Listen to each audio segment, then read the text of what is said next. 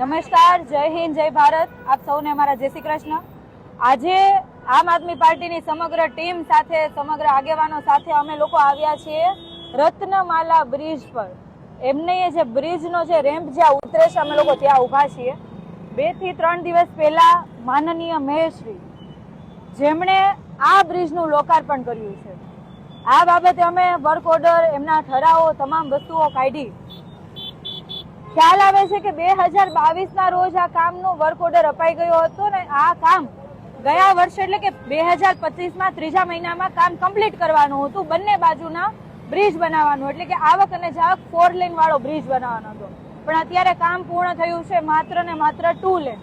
અને આ હરખ પદુડા બધા લોકો ભાજપના, અને ચૂંટણી આવે છે એટલે ઝડપથી આપણે લોકાર્પણ કરી દઈએ, લોકોમાં વાહવાહી લૂંટી લઈએ, બસ આના હાટુથી આ બ્રિજનું લોકાર્પણ કરી દીધું. ખરા અર્થની અંદર લોકો કેટલા હેરાન થાય છે એ આ બાજુ જો વિડીયો બતાવો તો ખબર પડે કે કેટલી મોટી સંખ્યાની અંદર લોકો ટ્રાફિકમાં ફસાય છે, કેટલા લોકો આ ટ્રાફિકથી હેરાન થાય છે. પણ ભાજપી શાસકોને માત્ર ને માત્ર દેખાડો કરવામાં રસ છે, નહીં કે આના ઉપર કામ કરવામાં. સવાલ એ છે કે વિકાસના બણગાઓ ફૂકે છે કે અમે વિકાસ કર્યો, અમે વિકાસ કર્યો. શું ખાક વિકાસ કર્યો?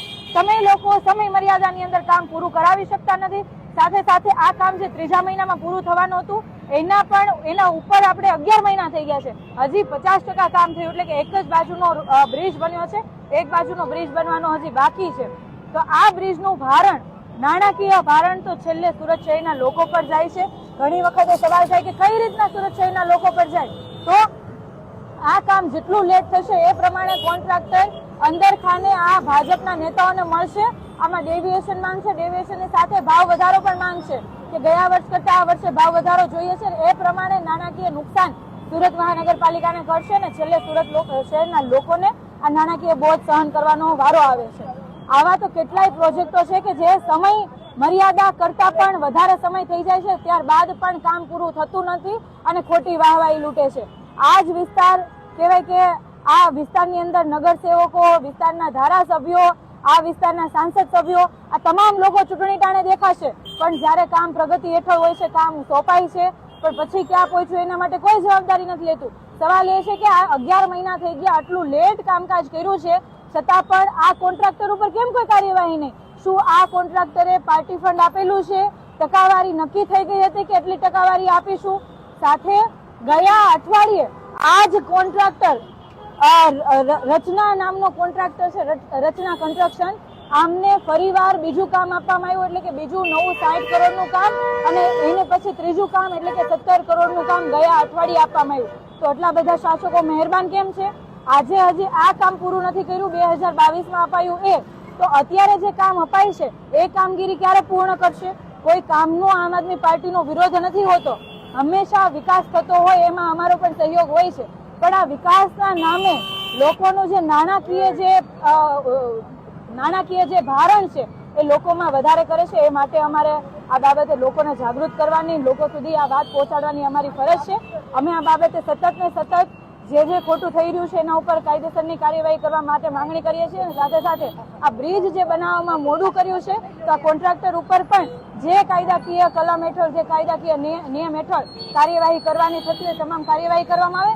અને શા માટે ફરીવાર નવું કામ એમને જ સોંપવામાં આવ્યું? શું બીજા કોઈ કોન્ટ્રાક્ટરો હતા નહીં, કે પછી બીજા કોઈ કોન્ટ્રાક્ટરે જે 2%ની વાત છે 2% કમલમ ખાતે પહોંચાડ્યા નથી એટલા માટે નથી આપવામાં આવ્યું? કારણ કે જે કામ લેટ થયું છે એના ઉપર મહેરબાન થઈને નવા બીજા 2 કામ આપવામાં આવ્યા છે.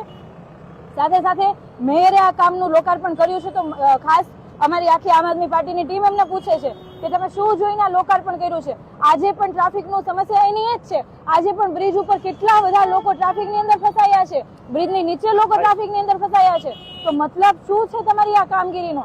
એક બાજુ લોકાર્પણ કરી દીધું, રિબિન કાપી લીધી, વાત પૂરી. એટલે રિબિન કાપવાનો જો શોખ હોય તો તમારે સુરત શહેરના પ્રથમ નાગરિક બનવું ના જોઈએ, ખુરશી ખાલી કરી દેવી જોઈએ. કારણ કે આ તો લોકોના માટેની સુવિધા માટેની જવાબદારી લેવા વાળું ખૂબ મહત્વપૂર્ણ પદ છે.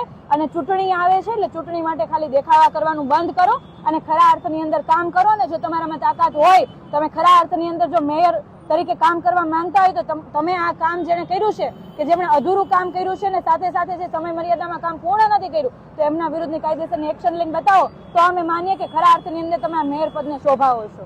જય હિન્દ, જય ભારત.